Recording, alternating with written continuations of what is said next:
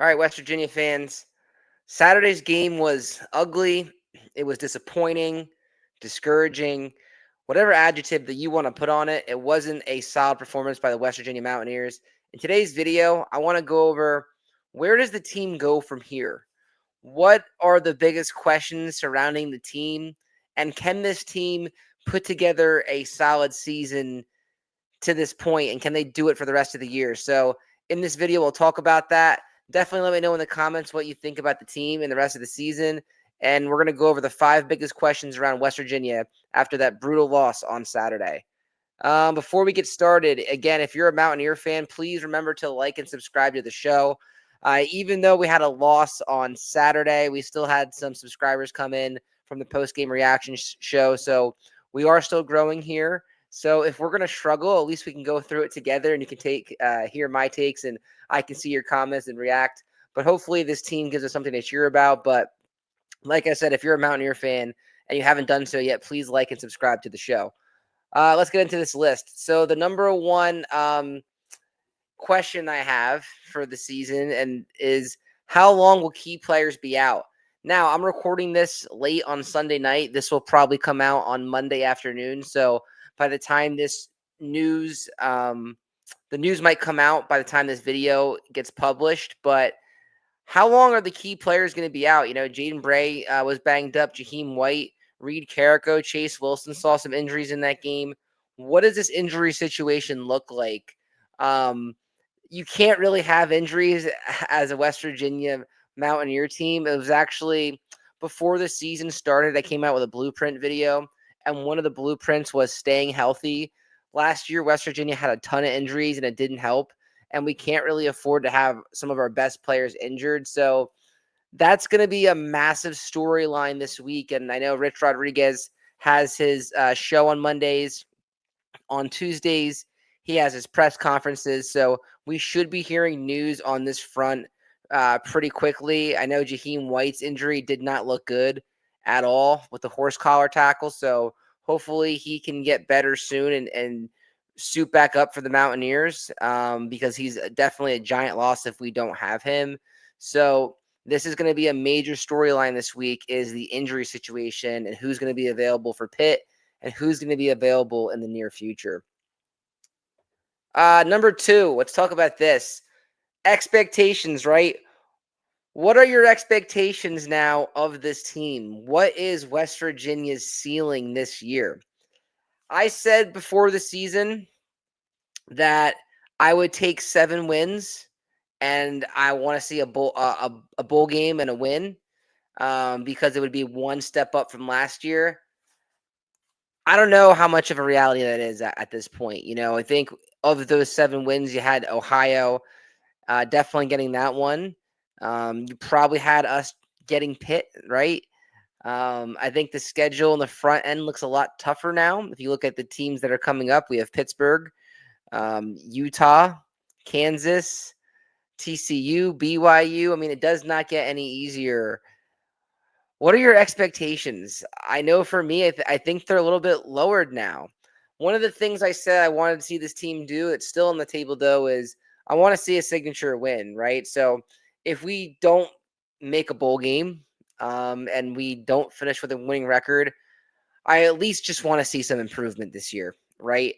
The offensive line was putrid on Saturday. They could not sustain blocks against a front 7 that Ohio lost everyone last year. Their best players hit the portal in the front 7, and we could not block those guys. After a week before, Rutgers ran all over those guys, so it was alarming. But we have to improve, especially in the offensive side of the ball. That was as disappointing offensive performance that I can remember since being a West Virginia fan, especially against the opponent.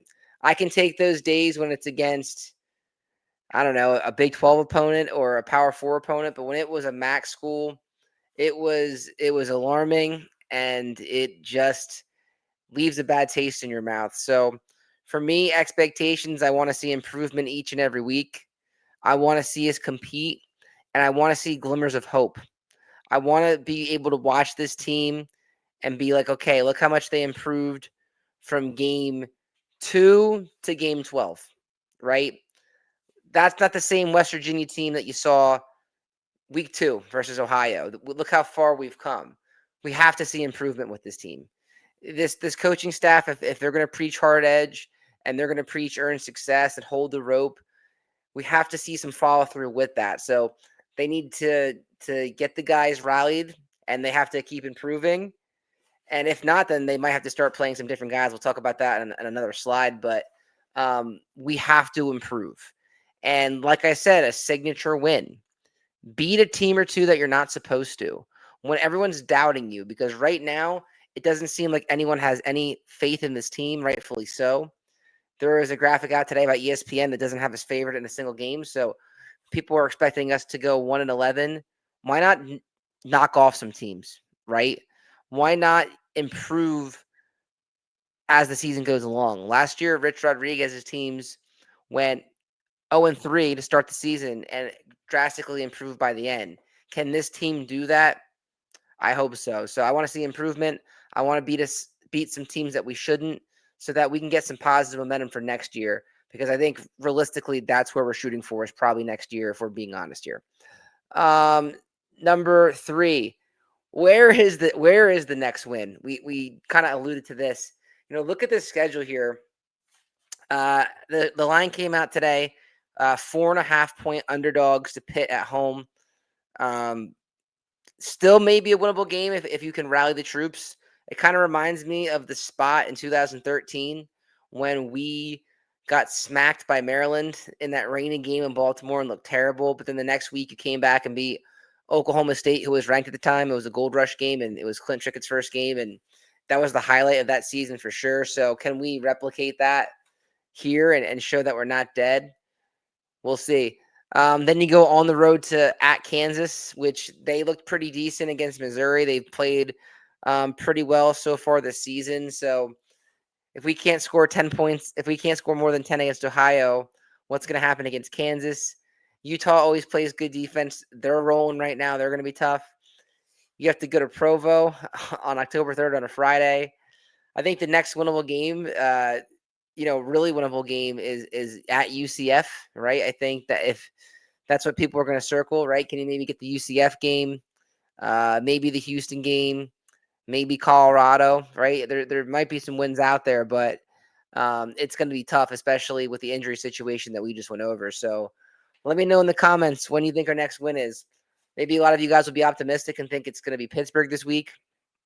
I'm not ruling that win out, but if they play any way like they did in the first half against Robert Morris, or how they played the entire game yesterday on offense, it ain't going to happen. So we'll see when the next win is. I'm not quite sure when that's going to be, based on how hard the schedule is coming up and things like that. So we'll have to see when the next win is.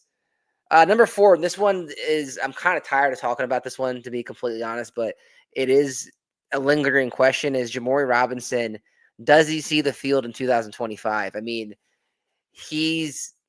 we haven't heard any updates on that yet. Last we heard, I guess his waiver got delayed. Does he see the field in 2025? Or is he one of these guys that is, signs up to be a Mountaineer but never sees the field? I mean, wouldn't shock me at this point, right? I mean, that's kind of how it goes for us. And doesn't matter, right? I mean, if we have so many issues on the offensive line and the offense looks so bad, does it even matter if Jamori Robinson comes back, right? The defense did enough yesterday to win the game.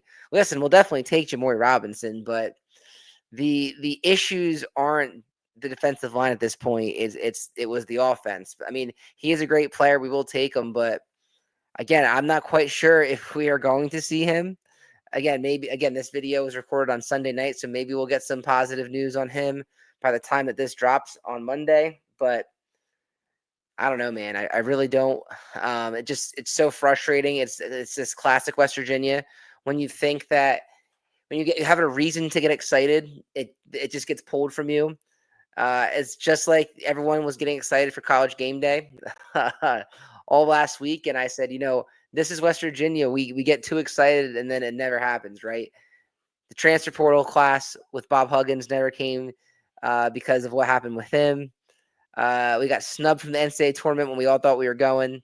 Our coach leaves. The waiver situation, it just never ends with West Virginia. So nothing would shock me here with Jamori Robinson. And like I said, I'm kind of tired of talking about this one. We've been talking about it all off season. There's no news. It's going to be week 3 already next week. There's only a 12-game season. So, a fourth of your season is going to be over. And we have no idea if this guy's even going to play. It's extremely frustrating. And the fifth thing is the depth chart, right? I don't know what they do here, right? I mean, it seems like the offensive line yesterday, they didn't rotate anybody. So are they just going to keep sticking with these guys, hoping they eventually have camaraderie? Or should you give some other guys behind them some reps? I don't know. And I said this on the post-game reaction. I think that all of the guys starting on the offensive line were here in spring, which might be a red flag, right? Because they said that they weren't happy with the offensive line and they brought in all these guys to level up the competition, but none of those guys broke through, and it was still the line that was here in the spring. And they just don't look good, right? The offensive line. They weren't getting push against Robert Morris. They could not control the line of scrimmage yesterday versus a MAC school in Ohio. So do they make some changes? How about at running back, right? We talked about this yesterday. If Jaheim White isn't healthy, is Clay Ash going to be the guy that gets all the carries? To me, it doesn't make sense, right? And listen, I'm not Rich Rodriguez. I'm not a talent evaluator. I'm a dude who lives in New Jersey that loves the Mountaineers. But looking at the eye test and looking at what is on the roster with Bowers and Hubbard and Edwards, like, it just doesn't make sense to me at all. No offense, nothing against Clay Ash. I think he's a fine player, but is he really the second best option in the room? I just kind of find it hard to believe, especially when you look at Ty Edwards that had 1,000 yards last year at Northern Iowa, right? Sincere Bowers is just explosive. He looks different when he touches the ball. A lot of people are going to say quarterback. Nico probably had his worst game as a Mountaineer yesterday, and if we're going to have offensive line struggles, you might want a more mobile quarterback. I don't know. I truly don't know. Again, because I'm not at practice. We don't have preseason games. I don't know what Henderson and some of those other guys bring. I know Henderson looks fast when he has the ball, but yesterday he had a chance to come in and wasn't making the throws that he had to make. I know he missed a open receiver downfield, and so I don't know. Do you stick with Nico? Do you give Scotty Fox a chance? I mean, if things go so sideways that this season's like a lost cause, maybe you do go with Scotty Fox and try to build for the future. I don't know what you do at West Virginia in that aspect. Again, they're going to have to sort out some of this depth chart stuff. Is it time to give some other guys opportunities? If you're not being successful and we talk about having so much depth and we want to play 80 players, is that coach speak? All right. Or are you going to make changes? So it's something I'm going to keep an eye out this week. And then the last thing I want to talk about, I didn't make a slide for this one, but what team shows up on Saturday? That's the biggest thing. What is the motivation like? What's the fan turnout like on Saturday, right? I know it was disappointing, and I feel like people are just not as excited about that game now, and they're not excited about the rest of the season. I know I'm one of them, right? I know for me, I'm discouraged. I'm disappointed. It's been hard to talk to your buddies about West Virginia that aren't West Virginia fans and be optimistic. I feel like I'm constantly defending myself, and it's getting really hard to defend. So, like I said, maybe this team can give me a glimmer of hope on Saturday versus Pitt. But I don't know. Based on what we saw, there's nothing that tells me that things are going to change. But I do still believe in Rich Rodriguez. I think he's still the right guy for the job. Obviously, we're going to go through some growing pains this year, but I don't know if we can fix it fast enough for Saturday against a veteran team in Pitt, unfortunately. So we'll see. I don't want to depress everyone and be negative here, but I also have to be realistic when I talk about the team and what we see. So with that being said, if you're a West Virginia fan, please like and subscribe to the show. As I mentioned, we've been growing. We're approaching 400 subscribers. Would like to get there soon. And like I said, we're kind of going through this together. These are the rough days, and hopefully we can look back on this video and look back on the recent years and have a laugh about it in a few years and say, look where we are now. Because it's not fun, and it's scary to see what's happened to our program, a team that we love, a program that we're proud of, and they've just fallen. So I want to after this video, like I said, I'm going to try to be a little bit more optimistic. I'm going to put out stuff about Pitt this week. I'll preview them. We'll talk about a few other things. But keep coming, keep liking, keep subscribing. We appreciate you guys. Have a great rest of your night. Let's go Mountaineers. Let's see if our guys can turn it around on Saturday.